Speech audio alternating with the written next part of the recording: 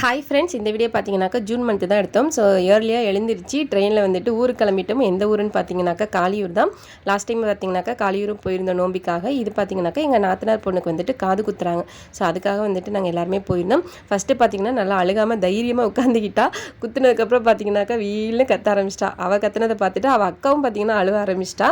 So நம்ம வீட்லேயும் பார்த்தீங்கன்னாக்கா கூடிய சீக்கிரத்தில் வந்துட்டு காது குத்து ஃபங்க்ஷன் வைக்க போகிறோம். நம்ம செல்லிக்குட்டிக்கும் சரி நான் பாப்பாவுக்கும் தான்.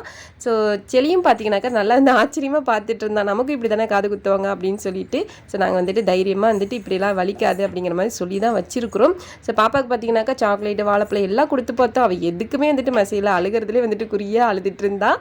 அது மட்டும் இல்லாமல் அந்த ஊரில் பார்த்தீங்கன்னாக்கா தவம்னு சொல்லுவாங்க. அதாவது 3 வருஷத்துக்கு ஒரு தடவை திருவிழா நடக்கும். ஊர் பங்காளிங்க எல்லாருமே சேர்ந்து கிடா வாங்கி வெட்டி அவங்க சொந்தக்காரங்க எல்லாரையும் அழைச்சி வந்துட்டு விருந்து போடுவாங்க. 23 கிடா பக்கம் வந்து வெட்டியிருந்தாங்க. ஸோ எல்லாருமே நல்லா திருப்தியாக சாப்பிட்டுட்டு சீரெலாம் செஞ்சுட்டு சிறப்பாக வீட்டுக்கு வந்துட்டோம்.